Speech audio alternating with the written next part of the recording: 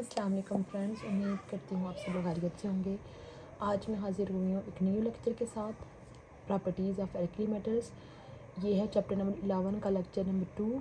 आज हम alkali metal की प्रॉपर्टीज़ को डिस्कस करेंगे। ठीक है, पहली चीज़ एल्कली मेटल्स के बारे में हम पीछे भी बार बार पढ़ते आए हैं कि एल्कली मेटल जो है ग्रुप नंबर 1 के एलिमेंट्स को कहा जाता है। ठीक है, हमारे पास ग्रुप नंबर 1 जो होता है उसके एलिमेंट्स को एल्कली मेटल बोलते हैं। इसके अंदर टोटल हमारे पास 6 एलिमेंट्स आते हैं।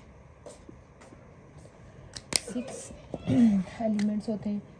सबसे टॉप पे हमारे पास लिथियम होता है, Li। लिथियम के नीचे होता है सोडियम, सोडियम के नीचे होता है पोटाशियम, पोटाशियम के नीचे होता है रुबेडियम, रुबेडियम के नीचे होता है फ्रांसियम, रुबेडियम के नीचे होता है सीजियम, Cs। ठीक है, और उसके नीचे होता है फ्रांसियम। ठीक है, पहली चीज़ जो आपने याद रखनी है कि ग्रुप नंबर 1 के अंदर कितने एलिमेंट्स हैं? 6। वैसे तो इसके टॉप पे हाइड्रोजन होता है, लेकिन वो एल्कली मेटल के अंदर नहीं आता। ठीक है, एल्कली मेटल की हम जस्ट प्रॉपर्टी स्टडी कर रहे हैं। तो एल्कली मेटल टोटल कितनी है? 6 है, लिथियम, सोडियम और पोटाशियम। इनमें से हम देखा जाए तो ये तीनों जो होते हैं लिथियम, सोडियम, पोटाशियम, ये बहुत ज़्यादा कॉमन होती हैं।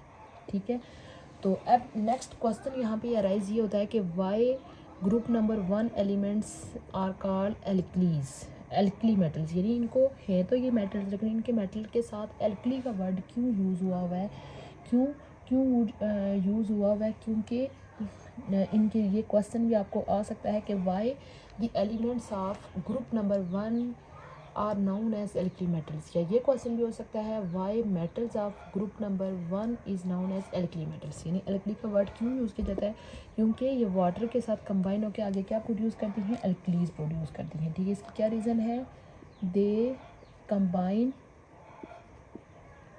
With water, they combine with water to produce alkalis, produce alkalis. Alkalis क्या होती हैं? आपको बताया कि ये भी बेसिस की ही आगे क्लास होती है जो कि वाटर सॉल्युबल होती हैं। बेसिस जो होती है एक ब्रॉड टर्म है जिसमें आपको पता है कि सॉल्युबल और कुछ जो होती हैं वाटर में सॉल्युबल होती हैं, कुछ वाटर में सॉल्युबल नहीं होती। लेकिन एल्कली बेस की वो स्पेशल क्लास होती है जो कि वाटर में इजीली सॉल्युबल हो जाती हैं, यानी हल हो जाती हैं। तो हमारे पास यानी कि आप इसका आंसर लिख सकते हो कि ग्रुप नंबर 1 की जो मेटल्स हैं उनको एल्कली मेटल्स क्यों को बोला जाता है? क्योंकि ये वाटर के साथ कंबाइन करके आगे क्या प्रोड्यूस करती हैं? एल्कलीज प्रोड्यूस करती हैं। ठीक है, ये सारी जो इनकी जो नेचर होती है मेटेलिक नेचर होती है। अगर हम इनकी इलेक्ट्रॉनिक कन्फिग्रेशन की बात करें तो इनकी इलेक्ट्रॉनिक कन्फिग्रेशन क्या होती है? सेम होती है, सेम इलेक्ट्रॉनिक कन्फिग्रेशन। क्यों क्यों इलेक्ट्रॉनिक कन्फिग्रेशन इनकी सेम है?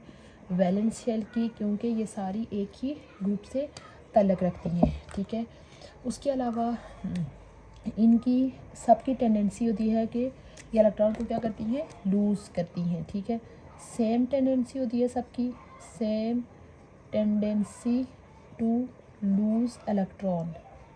यानी इन सब की टेंडेंसी है कि इन्होंने क्या करना है? इलेक्ट्रॉन को क्या करना है? लूज़ करना है। ठीक है, उसके अलावा अगर हम इनका मेटेलिक करैक्टर देखें तो टॉप टू बॉटम क्या होता है? इंक्रीज़ होता है। ऊपर से नीचे जाते हुए मेटेलिक करैक्टर क्या होता है? इंक्रीज़ होता है। क्योंकि इसके रीज़न भी हम बार बार पिछले चैप्टर में पढ़ते आए हैं कि जितना साइज़ बड़ा होगा उसके आउटर मोस्ट शेल से इलेक्ट्रॉन को निकालना क्या होगा? उतना ईजी होगा। इसी वजह से ऊपर से नीचे जाते हुए मेटेलिक करैक्टर इसका क्या होता है? इंक्रीज़ होता है। ठीक है, इस ग्रुप की अगर हम एलिमेंट्स को कंपेयर करें, इनमें जो लिथियम सबसे टॉप है, ये आप समझ लें कि इसके अंदर लीस्ट मेटेलिक करैक्टर है, लीस्ट मेटेलिक करैक्टर। और जो सबसे लास्ट एलिमेंट है फ्रांसियम, ये हाईली मेटेलिक होता है, हाईली मेटेलिक करैक्टर। ठीक है, अब आपको एक क्वेश्चन ये भी आ सकता है कि यानी कि इस तरीके से भी MCQs भी में भी आ सकता है कि ग्रुप नंबर 1 में हाईएस्ट किसका है, लीस्ट किसका है। ठीक है, उसके अलावा एक क्वेश्चन ये भी आ सकता है कि वाई लिथियम है least metallic character as compare to francium, francium की निस्बत लिथियम का कम क्यों है। ठीक है, आप इसके रीज़न लिख सकते हैं कि लिथियम जो है वो इस ग्रुप के टॉप पे मौजूद होता है, उसका जो साइज़ होता है वो कम होता है, साइज़ के कम होने की वजह से इलेक्ट्रॉन को लूज़ करना थोड़ा सा डिफिकल्ट होता है एज़ कम्पेयर टू फ्रांसियम।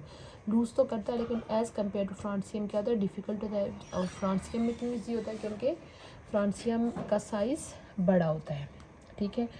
तो उसके अलावा हम इन एलिमेंट्स का भी हम आपस में कंपैरिजन कर सकते हैं कि सोडियम जो है as compare to potassium less metallic है, क्योंकि सोडियम ऊपर और पोटाशियम नीचे है, लेकिन लिथियम की निस्बत ज़्यादा है, ठीक है। टॉप टू बॉटम जाते हुए ट्रेंड मेटेलिक करेक्टर का क्या हो रहा है, इंक्रीज़ हो रहा है, ठीक है। उसके अलावा मेटेलिक, ये जो ग्रुप नंबर 1 की मेटल्स हैं, इनको कंसीडर किया जाता है कि ये बहुत सॉफ्ट मेटल्स होती हैं, सॉफ्ट मेटल्स होती हैं।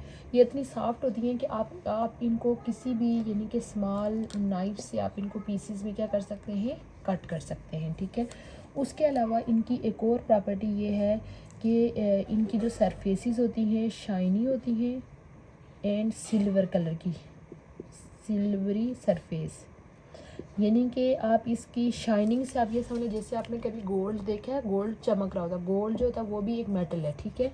तो अभी हम उसकी तो नहीं पढ़ रहे, लेकिन आप समझ लें कि उसी से आप ये कंसेप्ट देख लें कि उसके अलावा आपने सिल्वर देखा होगा, सिल्वर की जो चीज़ें होती हैं चांदी की, ठीक है, उनके अंदर भी एक चमक सी होती है, ठीक है। सेम इसी तरह जितनी भी जो मेटल्स होती हैं उनकी जो सरफेसेस होती हैं वो शाइन कर रही होती हैं और सिल्वरी सी उनकी अपीयरेंस होती है। लेकिन ये जो इनकी शाइनिंग और जो सिल्वरी अपीयरेंस है ये उस टाइम ज़्यादा नुमायाँ होती है जब इनको आप एकदम से कट यानी फ्रेशली यानी कट करते हैं, ठीक है। लेकिन जो ही आप इसको थोड़ा सा ओपन एयर में रखेंगे तो इसके ऊपर जो ऊपर वाली सतह थोड़ी सी मैली हो जाएगी, टर्निश हो जाएगी, जंग सा उसको लग जाएगा, वो वैसी नहीं रहेगी जितना आप उसको फ्रेश जो ही आप उसको उसकी जो बोतल से बाहर निकाल के कट करेंगे, मेटल को बाहर निकालेंगे, उस टाइम वो ज़्यादा शाइन कर रही होगी, लेकिन कुछ टाइम बाद उसकी वो जो शाइनिंग क्या हो जाएगी, ख़त्म हो जाएगी, ठीक है। तो ख़त्म तो नहीं होगी, थोड़ी सी मानी पड़ जाएगी। अच्छा, इन प्रॉपर्टीज़ के अलावा जो है वो हम कुछ मज़ीद प्रॉपर्टीज़ को डिस्कस करते हैं, melting point and boiling point, ठीक है।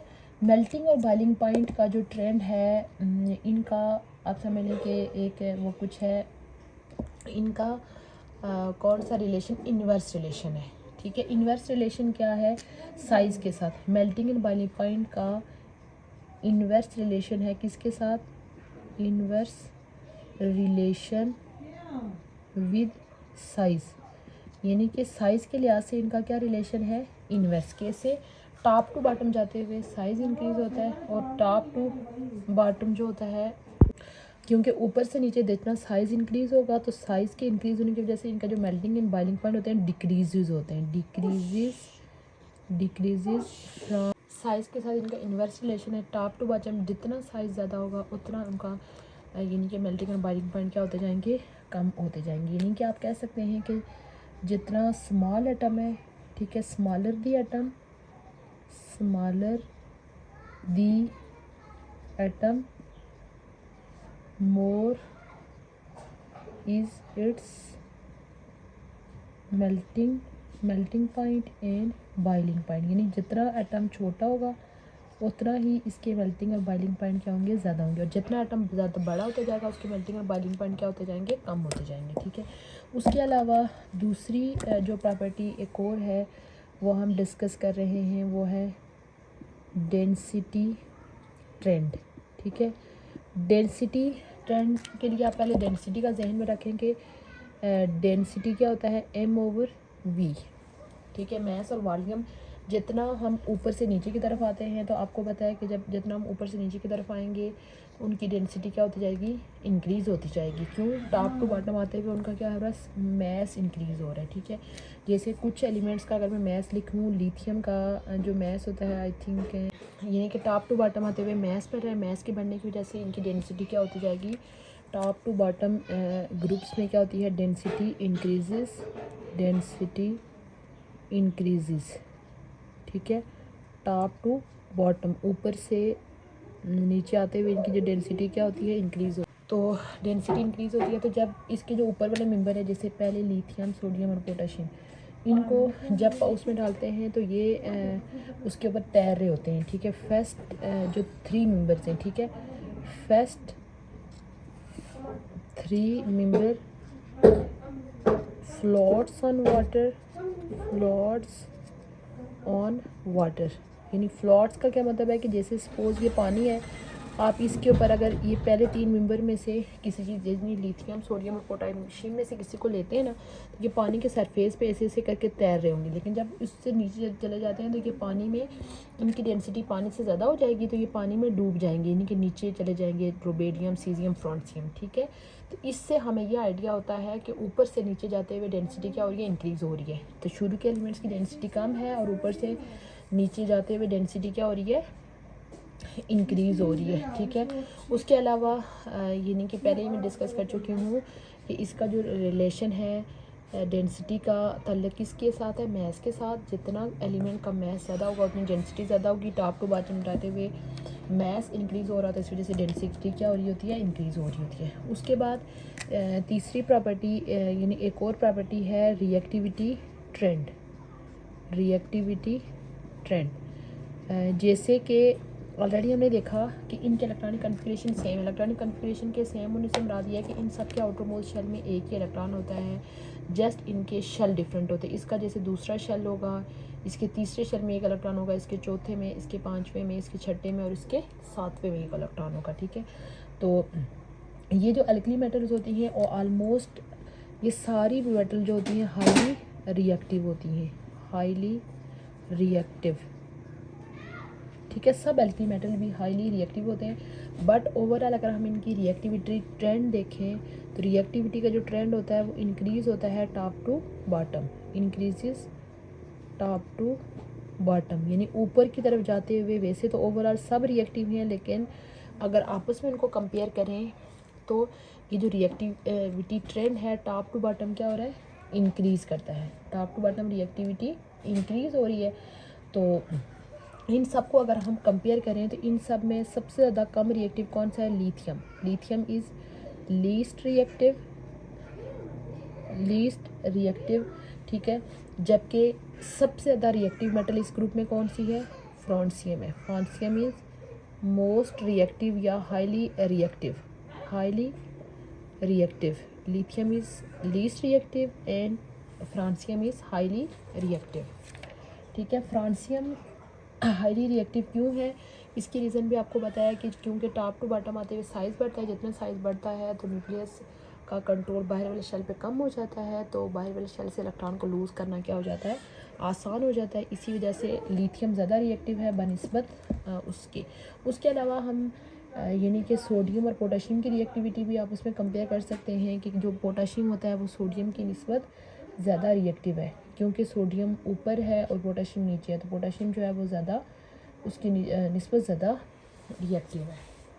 ठीक है, उसके बाद अगर आपको पेपर में क्वेश्चन आता है प्रॉपर्टीज़ ऑफ अल्कली मेटल्स, तो आप इन सारी प्रॉपर्टीज़ को छोटे छोटे पॉइंट्स बना के लिख सकते हैं। जैसे आप एक पॉइंट लिख लें, पहला रिएक्शन विद वाटर, उसके अलावा electronic configuration of alkali metal, यहाँ पे इनका टेंडेंसी टू लूज़ इलेक्ट्रॉन ये बना के, उसके अलावा ये एक पॉइंट बना सकते हैं सॉफ्ट मेटल का, एक ये पॉइंट बना सकते हैं तरह, ये अलग पॉइंट, ये अलग पॉइंट। इस तरह से आपके तकरीबन 10 से ऊपर पॉइंट्स जो है वो बन जाएंगे। जब आप इस चीज़ को पॉइंट बना के लिखेंगे तो उससे फिर ये आपका जो आंसर होगा वो ज़्यादा अथेंटिक भी लगता है और देखने में जो एग्ज़ामिनर होता है उसके लिए ये अट्रैक्टिव भी होता है। ठीक है, वो उसको अच्छा भी लग रहा होता है, वैलिड लग रहा होता है। इस वजह से वो फिर आपको अगर ये क्वेश्चन पेपर में आ जाता है तो आपको इसके वो पूरे नंबर जब आप पॉइंट बना के उसकी सारी प्रॉपर्टीज़ को अलग अलग से एक्सप्लेन करेंगे तो अच्छे से दे देगा। अच्छा, इसी के साथ एक छोटा सा टॉपिक है जो कि इसी के रेलिवेंट है कि अगर हमें यानी कि किसी भी ग्रुप, यानी कि ये जो है ये तो जस्ट अल्कली मेटल के बारे में बताऊंगी, लेकिन यही चीज़ आप ऑलमोस्ट तमाम ग्रुप्स के लिए यूज़ कर सकते हैं कि अगर आपको ग्रुप के 2 से 3 मेंबर क्या यानी प्रॉपर्टीज़ का आइडिया है या ओवरऑल आपको उस ग्रुप के ट्रेंड के बारे में पता है कि इसमें properties top to bottom increase हो रही हैं, क्या हो रही हैं, तो आप जो ग्रुप के दूसरे एलिमेंट्स जिनकी आपको एग्जैक्ट प्रॉपर्टीज़ नहीं भी पता लेकिन उनकी प्रॉपर्टीज़ को आप प्रिडिक्ट कर सकते हैं। ठीक है, तो नेक्स्ट टॉपिक हमारे पास है प्रिडिक्शन ऑफ प्रॉपर्टीज़। प्रिडिक्शन ये इसी के साथ इसका लिंक है, इस वजह से इसको मैं इसी लेक्चर के साथ एक्सप्लेन कर रही हूँ।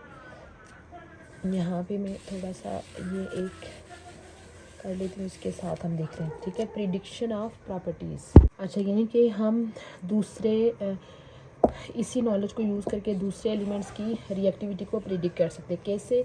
सपोज़ कि हम एक ये प्रॉपर्टी प्रिडिक्ट कर सकते हैं कि हमने देखा कि टॉप टू बॉटम जाते हुए मेटेलिक करेक्टर इंक्रीज़ होता है। इट्स मीन कि जितना मेटेलिक करेक्टर है, यानी कि हमने पढ़ा है कि टॉप टू बॉटम रिएक्टिविटी भी इंक्रीज़ हो रही है और top to bottom metallic character भी इंक्रीज़ हो रहा है। ठीक है, इट्स मीन कि कोई मेटल जितनी ज़्यादा उसकी नेचर मेटेलिक होगी उतनी ही वो ज़्यादा क्या होगी, रिएक्टिव होगी। ठीक है, यानी कि हम ये प्रॉपर्टी को प्रिडिक्ट कर सकते हैं कि reactive metal is more, reactive metal has more metallic character, यानी कि जितना मेटल मोर मेटेलिक करेक्टर। ठीक है, रिएक्टिव मेटल का मेटेलिक करेक्टर जो है वो ज़्यादा होता है। ठीक है, क्योंकि टॉप टू बॉटम रिएक्टिविटी भी इंक्रीज़ हो रही है और top to bottom metallic character भी इंक्रीज, इस वजह से हम ये प्रॉपर्टी प्रेडिक्ट कर सकते हैं कि इसका जो है वो ज़्यादा है। ठीक है, उसके अलावा हमें अगर ग्रुप नंबर 1 के एलिमेंट्स, यानी कि जैसे अगर हमें पहले 3 एलिमेंट्स का मेल्टिंग पॉइंट और या बॉइलिंग पॉइंट का आइडिया हो, तो हम जो इसके जो नीचे वाले मेंबर हैं तो यानी कि हम ये प्रेडिक्ट कर सकते हैं कि जैसे टॉप टू बॉटम इसका ट्रेंड क्या है कि टॉप टू बॉटम मेल्टिंग और बॉइलिंग पॉइंट डिक्रीज़ हो रहा है। इट्स मीन के लिथियम की निस्बत सोडियम का कम होगा, सोडियम की निस्बत पोटेशियम का कम होगा, पोटेशियम की निस्बत रुबीडियम का कम होगा, रुबीडियम में सीजियम, यानी कि हम उस ट्रेंड को देख के अगर हमें किसी एक एलिमेंट का मेल्टिंग पॉइंट पता है तो हम दूसरों का प्रिडिक्ट कर सकते हैं, यानी कि हमें ये चीज़ होगी कि बाकियों का जो वो होगा मेल्टिंग पॉइंट या बॉइलिंग पॉइंट उससे कम होगा। ठीक है, सपोज़ हमारे पास हमें अगर पोटेशियम का बॉइलिंग पॉइंट पता है, मेल्टिंग पॉइंट पता है, पोटेशियम का अगर क्या है 64 है, इसका मेल्टिंग पॉइंट कितना है 64